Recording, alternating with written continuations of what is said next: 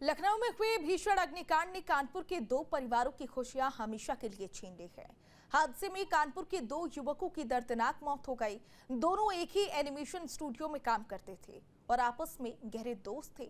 एक परिवार में दादी की 13वीं की तैयारी चल रही थी, तो दूसरे परिवार का बेटा हर हफ्ते की तरह घर लौटने का वादा करके गया था, लेकिन इस बार वो कभी वापस नहीं लौटा।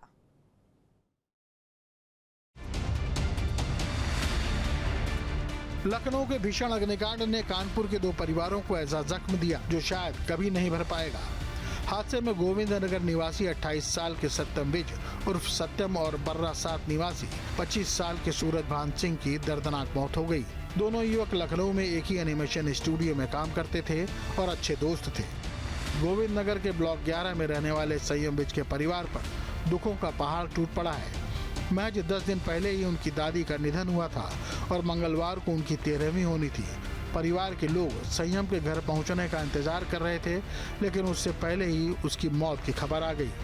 संयम के पिता पुष्पराज का भी करीब 15 साल पहले निधन हो चुका है। ऐसे में बेटे की मौत ने पूरे परिवार को गहरे सदमे में डाल दिया है। घर में मातम पसरा है और परिवार का रो रो कर बुरा हाल है।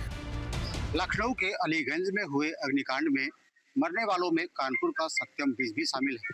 कानपुर के गोविंद नगर में सत्यम विज रहते थे और पिछले कई सालों से लखनऊ के गेमिंग जोन में बतौर एनिमेशन आर्टिस्ट के रूप में काम कर रहे थे।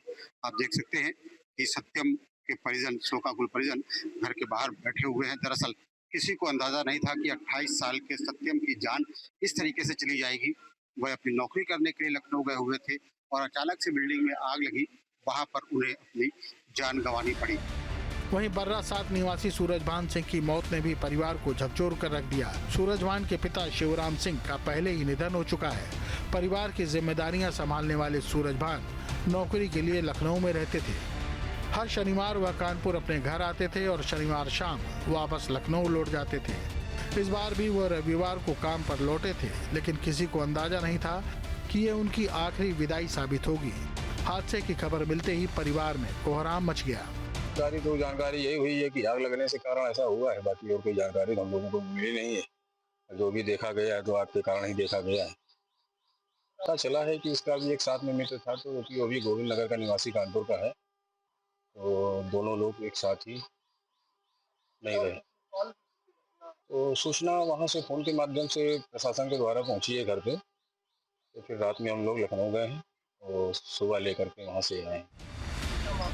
एक हादसे ने दो परिवारों के सपने, उम्मीदें और खुशियां छीन ली। जिन बेटों के सहारे परिवार भविष्य के सपने देख रहे थे, आज वही बेटे इस दुनिया में नहीं हैं। कानपुर में दोनों परिवारों के घरों पर शोक संवेदनाएं व्यक्त करने वालों का तांता लगा हुआ है। लखनऊ अग्निकांड की यह त्रासदी सिर्फ दो युवकों की मौत की कहानी नहीं है, बल्कि उन परिवारों के टूटे सपनों की दास्तान है जिनका सहारा हमेशा के लिए उनसे छिन गया। Team news state.